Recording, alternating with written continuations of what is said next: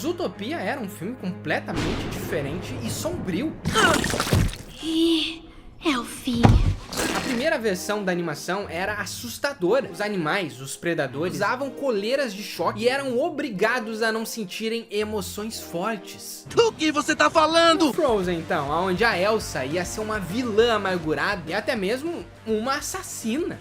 Never underestimate the power of snow and ice. Tá preparado para entrar nas profundezas do castelo do Mickey Mouse? Vamos junto conhecer as versões deletadas e quase lançadas das nossas animações favoritas da Disney Pixar. Olá, eu sou o Matheus Jasinski, Jusenei. A Disney e a Pixar, elas sempre passam por um processo de qualidade muito grande antes de finalizar qualquer animação. E o mais curioso desse vídeo é que muitas dessas animações, elas foram aprovadas na época, e na reta final, Disney e Pixar pararam, os filmes, e começaram a olhar. Pera aí, o Zootopia tá muito sombrio. Muito bom, muito engraçado. Melhor a Elsa não ser a vilã desse filme. Então nesse vídeo eu decidi separar os casos mais curiosos das animações que quase foram lançadas. Então se você curte esse tipo de vídeo, já deixa o like ali, isso ajuda muito, entendeu? Não só me ajuda, como te ajuda. Você recebe mais vídeos assim, eu faço mais vídeos sobre esse tema, né? Inclusive, seu comentário ali também é sempre bem-vindo. E já aproveita, né? Presta atenção aqui, aproveita pra embarcar nessa gincana que a gente tá fazendo, porque eu sei que tem muita gente aqui que assiste o canal, que é muito fã de animação, não somente de animação, de cinema em geral. E gostaria de ir no cinema e não pagar nada. Sem sombra de dúvida. E eu vou proporcionar isso pra você. Como é que eu vou fazer isso? Vou te fazer um Pix? Não, tá? É o seguinte, você vai ter que usar a sua criatividade nesse vídeo que tá aparecendo aqui na tela, esse vídeo do Hélio. Você vai clicar nele, eu tô deixando o link na descrição. Você vai lá e você vai deixar um like, primeira regra. E segunda regra, você vai deixar um comentário. O que você faria se você fosse abduzido por aliens? As 10 respostas mais criativas ganham um par de ingressos. São 10 pessoas que vão ganhar. Não é uma só e não é sorteio, é criatividade. Você tem que ir lá, você tem que deixar um like e comentar o que você faria se você fosse abduzido por aliens. Pronto, é só isso, e aí você tá participando da nossa gincana pra ganhar um par de ingressos pra assistir o filme que quiser no Cinema Cine System. Fechou então? Bora lá falar das versões finais deletadas das nossas animações favoritas da Disney e Pixar. Zootopia.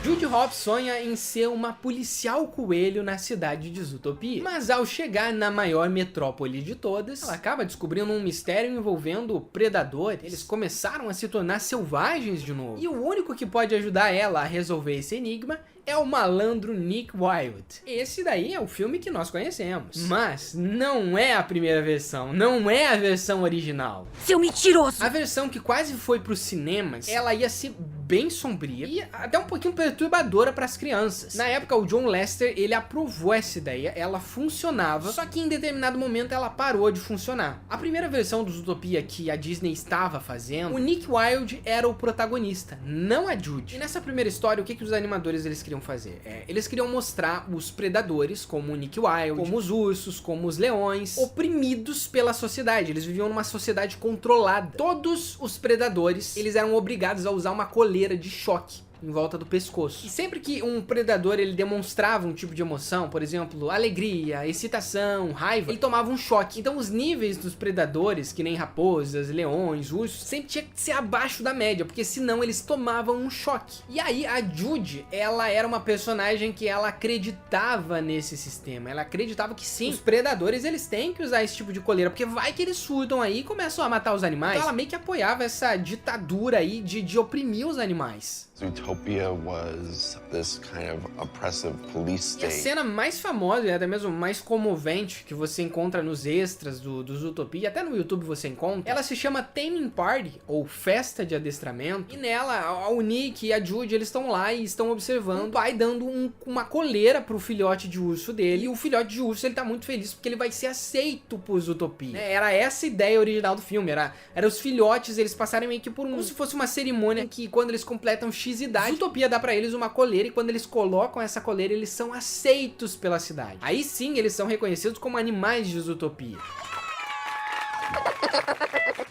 Morris!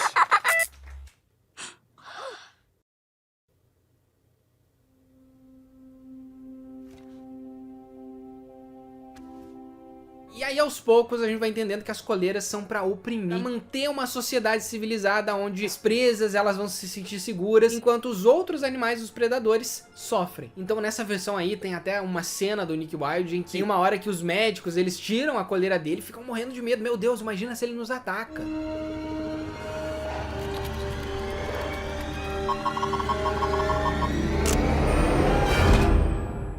No entanto, como você já deve imaginar, essas cenas elas não estão no filme. Elas foram banidas. E por que isso acontece? Porque, como eu falei no começo do vídeo, uma animação ela passa por uma série de etapas, uma série de processos antes dela ser concebida pro mundo. Então você tem a ideia inicial, você apresenta lá pro John Lester, né? Você fala, tem tantas ideias, e aí a partir disso você faz uma versão do roteiro, você faz uma segunda, você começa com o storyboard, até o tema ser aprovado de fato, e aí sim a equipe recebe um sinal verde que ok, pode animar. É que nem o meu livro, sabe? Eu me identifico muito com isso porque a gente passa pelo mesmo processo aqui. Eu tenho uma série de ideias, e aí eu esboço essas ideias, eu vejo o que funciona, o que não funciona. Mas o fator primordial que define o que entra e o que não entra no livro, que no caso aqui, né, do Zootopia, é se a minha exibição teste funciona, né? No caso do Zootopia, eles exibiram pra vários diretores, até mesmo pra um público que foi assistir o filme, e o público ele não estava se conectando com a história. Então em Zootopia, os diretores Byron Howard, Rich Moore e Jared Bush, que também são os roteiristas, eles perceberam que a audiência teste, né, porque eles exibiram o filme antes, não estava gostando do Nick Wilde e nem da Judy.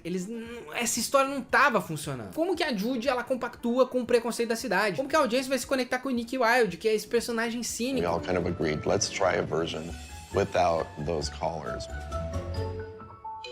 And many months into production, even though we had Nick as our central character, we thought, well, maybe Judy should be the one who is telling you the story. A mesma coisa eu senti quando eu tava escrevendo O Mistério no Tempo 2, né? O Mistério no Tempo 2, que é o meu livro que lança esse ano, a gente faz vários esboços, vários rascunhos, mas antes da gente passar por isso tem o texto, né? O livro, ele é todo texto, e aí eu dou pra minha esposa ler, e aí com base nisso eu vou melhorando. Mas tem partes que a gente olha e pensa, putz, isso não funciona, isso poderia sair. A ideia original da minha história de Viagem no Tempo, que conta as aventuras do Eloy Patterson, um menino que coloca um filme pra assistir, e toda vez que ele coloca uma fita, ele é puxado pra dentro dos filmes favoritos e acaba viajando no tempo. A ideia inicial não era ter um vilão. Na verdade, ia ter um vilão, só que o motivo do vilão, né, quem leu sabe. Quando a fita colocou no seu filme favorito, ele entrou. Quem leu sabe do plot maluco que tem no final. A ideia original era o vilão, ele na verdade ele querer encontrar a paz mundial.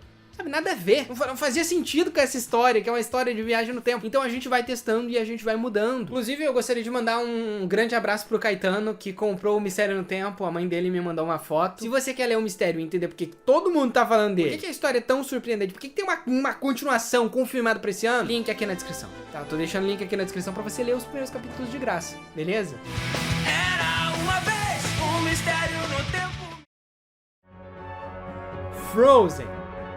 Anna e Elsa são irmãs, impedidas de se encontrarem por muito tempo durante anos, que acaba criando uma barreira entre elas. Tudo isso porque a Elsa ela não sabia controlar os seus poderes e tinha medo de matar a Anna. É que um dia depois que os pais delas morreram, a Elsa, né, cansada de esconder esse dom que ela tem, ela foge e acaba transformando Arendelle em um grande inverno. Você acabou espalhando um inverno eterno por todo lugar. Por todo lugar? Enquanto isso, a Anna, ela decide que ela vai casar com o príncipe Hans, cara que ela acabou de conhecer. Não pode se casar com quem acabou de conhecer. Posso sim, se for amor verdadeiro. Mas como você já deve imaginar, esse é o Frozen. Mas não é o primeiro Frozen. Frozen é inspirado no conto A Rainha da Neve, do Hans Christian Andersen, o mesmo cara, o mesmo autor, que escreveu A Pequena Sereia. E na primeira versão do roteiro, a Elsa, ela era uma vilã fria e amargurada. They have to get taken out of the scene, they have to be cut for one reason or another. And the first one we've got is Elsa being a villain.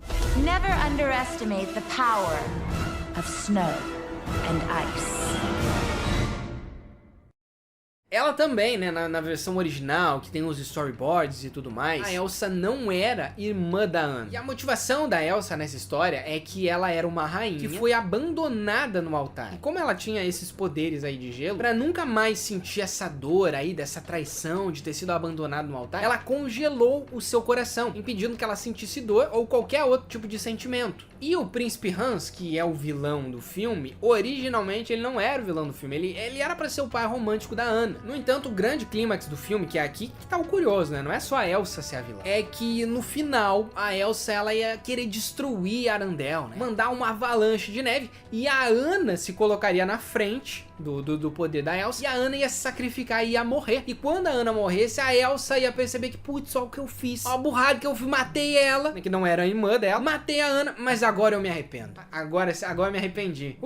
Tô arrependida. E aí ela ia ficar boa. Fiquei bom. Só que qual que é o problema dessa versão aí? Os diretores Chris Buck e a Jennifer Lee, que também são os roteiristas, fizeram exibições testes ali pros diretores da Disney, público também, e a galera falou, ó, isso aí tá horrível. Tá uma porcaria isso aí. A cada 3 meses, a gente passa o filme para os nossos colegas diretores. Pessoas que não estão no nosso filme, mas que dirigiram filmes de animação vencedores de Oscar como Operação Big Hero e Zootopia. E eles nos passam notas e feedbacks.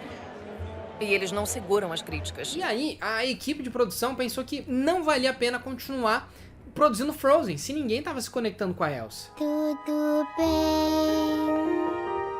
O grande ponto de virada é o que também tornou o Frozen um grande sucesso. Porque quando a música Let It Go, ela foi composta e foi apresentada para os diretores, eles perceberam que a Elsa, ela não era a vilã. E isso é o mais curioso, né? Eu não sei se você aqui trabalha com roteiro, escreve histórias, mas quem trabalha com isso, você percebe que a sua história se conta. Você até pode escrever ela, você pode escrever a sua história, mas ela quem se conta. Ela diz, eu não quero isso. Sabe, a Elsa estava dizendo pra eles, eu não sou a vilã. Vocês não podem me tornar a vilã porque eu não sou. Então quando eles escutaram Let It Go, eles perceberam que a Elsa, na verdade, ela era uma pessoa boa que tinha medo de mostrar os seus poderes. Peraí, o quê? E automaticamente eles reformularam todo o filme. Ele não ia ser mais um romance clichê de príncipe. O que realmente importava era o amor entre as irmãs.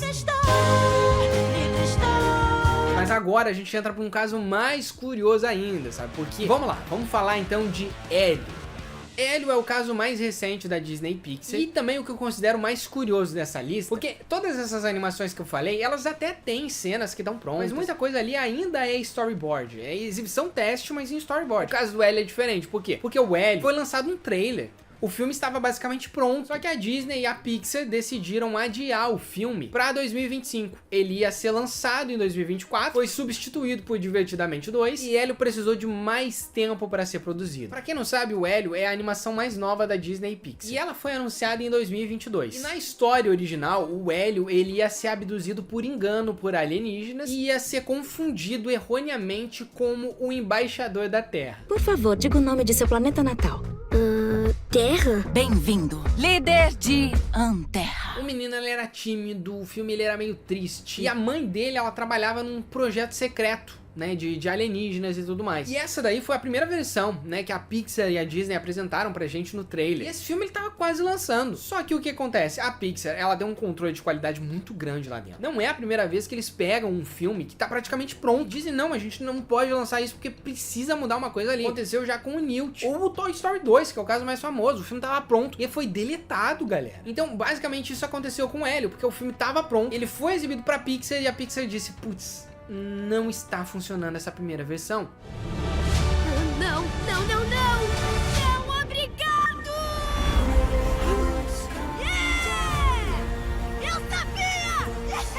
O Hélio, ele era dirigido pelo Adrian Molina, que é o cara que co-dirigiu o Viva a Vida é uma Festa, e ele foi afastado do projeto, e quem substituiu ele foram as diretoras Domi Shi, que dirigiu Red Cresceu uma Fera, e a Madeline Sharafin. E essas duas diretoras, elas trouxeram uma abordagem completamente diferente pro Hélio. Nessa nova versão, o Hélio, ele não foi acidentalmente abduzido, ele queria ser abduzido. Ele ganhou bem mais personalidade, e a mãe dele, né, que a mãe dele estava na primeira versão do filme, ela já não tá nessa. Ele tem uma tia, que é a tia Olga. Isso também aconteceu por conta de data, de calendário, né? Fizeram a história do Hélio, né? Que agora ele tem uma perda dos pais. E ele tem uma tia, que é a tia Olga. E ela não entende muito o Hélio. E o filme ficou bem mais colorido, sabe? Tanto que você compara a versão antiga, parecia ser um filme meio triste. O Hélio, ele não tinha tanta personalidade. Enquanto na nova versão, tem várias coisas que identificam ele, sabe? Ele tem um capacete, ele tem uma capa, ele tem uma camiseta de alien, então tapa-olho. E isso fez as pessoas se conectarem bem mais com o protagonista. Porque se na outra ele não queria ser, nessa daqui ele quer ser abduzido pelos aliens. Eu tô tentando ser abduzido por aliens. Mudaram porque o filme ficou muito mais legal, ficou melhor, tem cara de Pixar. Tanto que se você olha o trailer, você vê um monte de referência de Pixar lá. Tem referência de Divertidamente, tem referência de Luca. Inclusive, galera, eu encontrei um monte de referência muito legal. Eu fiz uma análise do trailer do Hélio nesse vídeo daqui. Se você quiser assistir, é só clicar, esse vídeo tá muito incrível. Você tem que assistir, com certeza vai ser uma das grandes animações desse ano. E a gente se vê no próximo vídeo. Tchau!